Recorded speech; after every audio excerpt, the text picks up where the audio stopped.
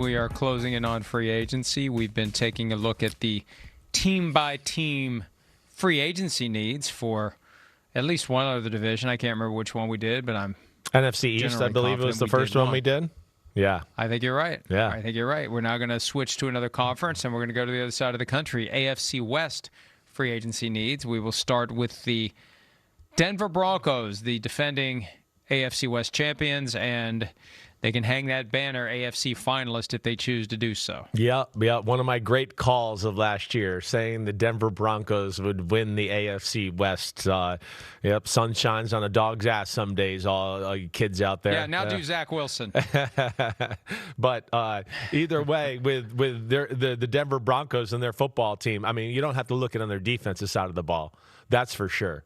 I mean, their defense is awesome. So there's not really anything you're looking at there that go, oh, that's glaring. They need to fix that. They got a few free agents there, Jonathan Franklin Myers. Really, it's offensive playmaker. We know that.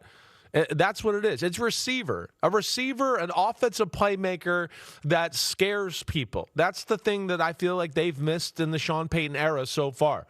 We know Davis Webb, Sean Payton, they're going to be able to put offensive game plans together, and they're going to have the right approach. Yes, certainly that. But they don't have a guy that can kind of take pressure off the offense and make big plays on a regular basis. Maybe R.J. Harvey can do that at running back. We started to see that in the second half of the year towards the end of the season.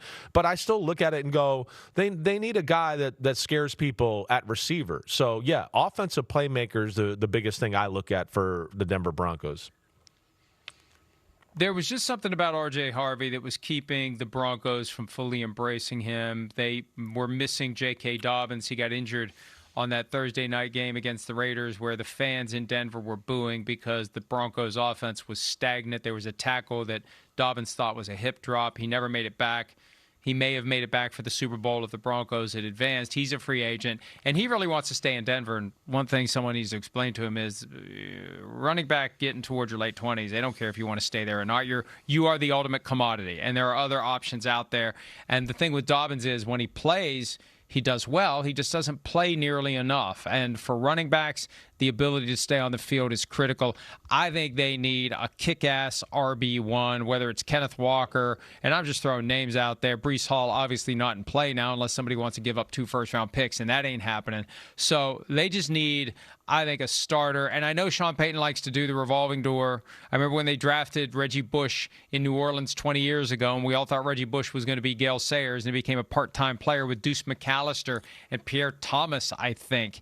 Eventually, Thomas was in the mix. I can't remember when Thomas showed up. Maybe it was 2006, but we didn't see much of Reggie Bush. That's the thing. So you need somebody who can get it done, and you maybe need to get away from this rotation. You need to just have a guy that can go out there and kick ass and move the chains. Yeah. Well, we'll see what they do there. I'll be interested. I think they think R.J. Harvey's the guy. I mean, he's a second-round pick.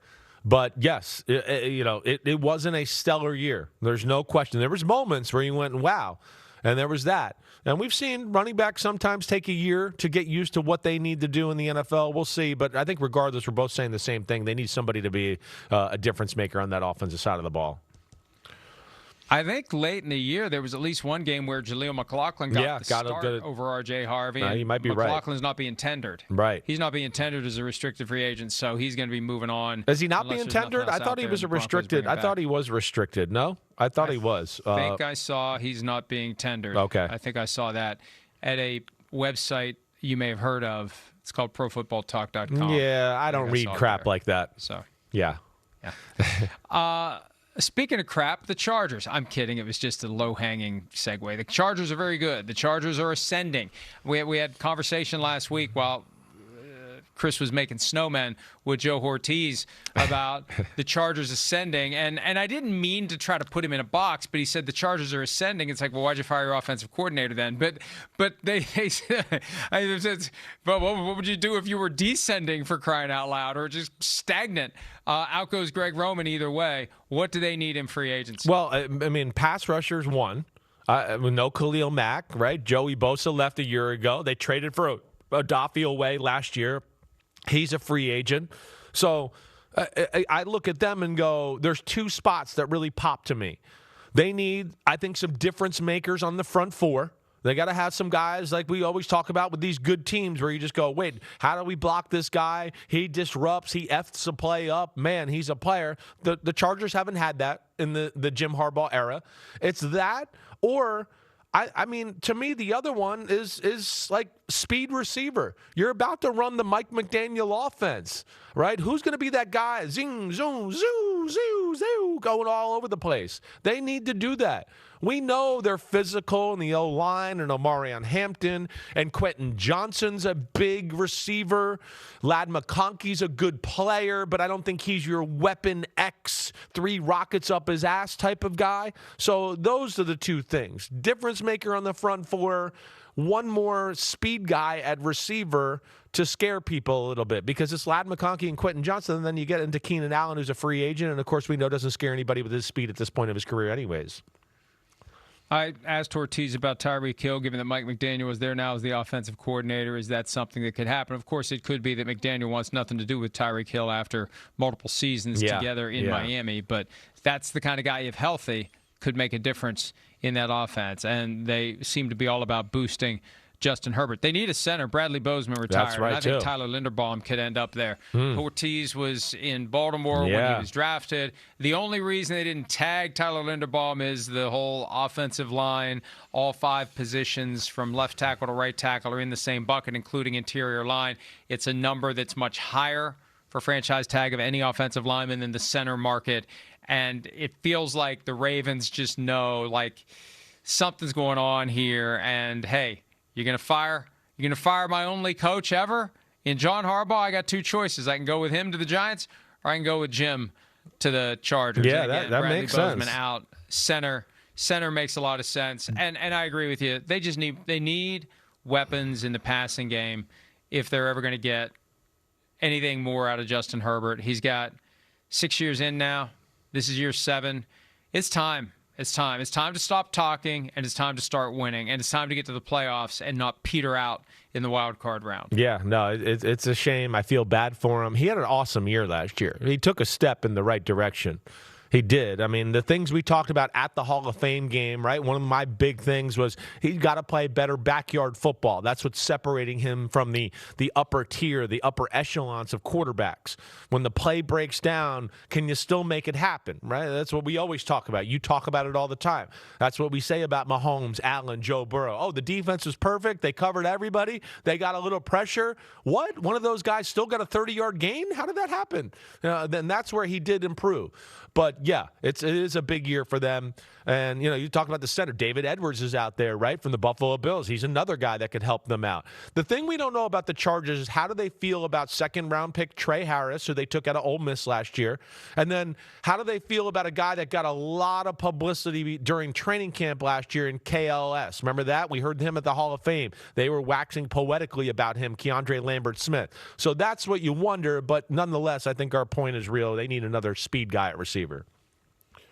All right, the Chiefs. It may be easier with the Chiefs to list the needs they don't have when you consider the transition that roster is currently in. What are the top ones? Yeah, the Chiefs are still one of the youngest teams in football. I think that's one of the bright spots for the Kansas City Chiefs. The Chiefs, I mean, I'll say a little bit something here, like I just said about the Chargers. The Chiefs are getting into a difference maker in the front 4 category. Chris Jones is coming to the end. The Karlaftis is a good player, but he's not a superstar.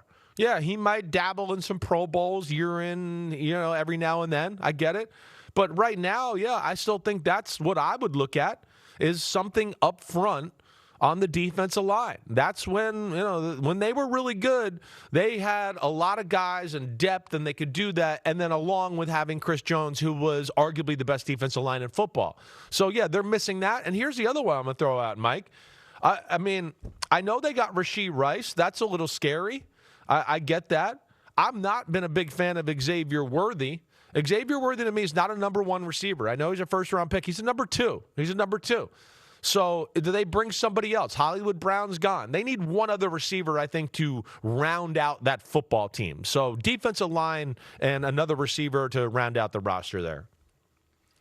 Oh, yeah, and Hollywood Brown's a free agent. Yeah. Juju Smith-Schuster's a free agent. They have Worthy. They have Rice. Rice is facing a personal conduct policy investigation that could result in a potentially extensive suspension because of the 6 games he did last year for the street racing incident from 2 years ago this month in Dallas. Travis Kelce's a free agent, too, and we still don't know what Travis Kelce's going to do. And if he's not coming back, then all of a sudden you got to start thinking about tight end. But they need running back. Isaiah Pacheco and Kareem Hunt are both free agents.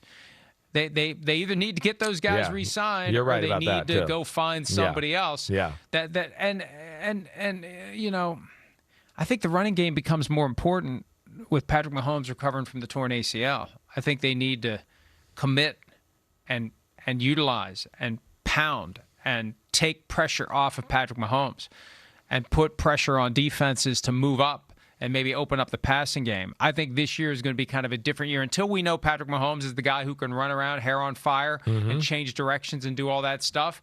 You got to give him some time to heal. And I think a running back who can pound it and gain yardage and set up play action, I think that's a critical need for them. I hear you there. I hear you. I would like that. And I think that's another, you've heard me say, the Kansas City, I think, has to reinvent themselves a little bit on the offensive side of the ball. The league is caught up to them. Can Eric Bieniemy bring some new angles and some new ways for them to be creative? Did he learn anything from Ben Johnson in Chicago? They certainly can have a more extensive running game. I'm sure they're sitting there at number 10 right now, right? I think they're picked number 10, if I remember that correctly. They're picked number 9, excuse me. To your point, Mike, I'm sure they would love and they would have a parade in the building if Jeremiah Love from Notre Dame is still on the board at number 9. That would be amazing for them. Because, yes, he's everything you just talked about, running the ball, and then he can come out of the backfield and catch the ball as good as they get, too. So that could be a special one. We'll see where they go. But, yeah, you're right. Running back is definitely a big need for their football team. Well, he made it clear last week he wants to play with the best quarterback, and the best quarterback's Patrick Mahomes. So, usually these guys are just honor and a privilege. I'll go wherever they take me. They don't want to make any sudden moves. They don't want to make it look like because you don't want to say I want to play for the Chiefs. Yeah. You don't want to say I want to play for the Chiefs, and then you get drafted by the Broncos. That gets awkward. Not that he would fall that far, but you just got to be careful. All right, the Raiders and. This may be the exact opposite of the Eagles yesterday, where I said they have no needs. The Raiders have every need, except for tight end. Tight end, running back. And running back. Right. We know they don't need a quarterback because they're going to draft Fernando Mendoza, but all of it. It's one of the most cupboard dry football teams in the whole sport. One receiver, most people. Even fans of football could not name receivers on the Raiders. I could go to a friend right now who goes, I watch football every Sunday. I bet, I play fantasy, and if I went to him and go, who are the Raiders starting receivers right now? I guarantee they wouldn't know. So that's like the first thing I look at. But, to your point, O-line could certainly use some help. Defense, you've heard me say for what, 3 years? I mean, Max Crosby charged me up a few years ago talking about there's not enough blue-chip players on their defense. He's it. I expect him to be gone. But, yeah, they got nobody. And then, they got a bunch of free agents too. So where does it go? But, yeah, it's a lot, and they need defensive playmakers. Again, another team I'd go front 7 playmakers and a wide receiver. It's kind of funny. It's the theme of the AFC West here a little. Well, and look, they have 2 high-end players in Max Crosby and Brock Bowers. And we don't know what Ashton Jennings going to become because, like the Jets when they signed Le'Veon Bell, they're building from the outside in instead of the inside out. They have needs everywhere. And I agree with you. It looks like it's going to be Mendoza. But that Crosby thing, and I'm looking up the next team odds because we talked about this yesterday with Max Crosby. The Bears were, I think, 2-1 plus 200. Mm-hmm. As of right now, they're minus 145, and it was minus 135 most of the day yesterday. So the Bears are becoming more and more of a clear favorite to get Max Crosby. But that's what I would expect. Yeah,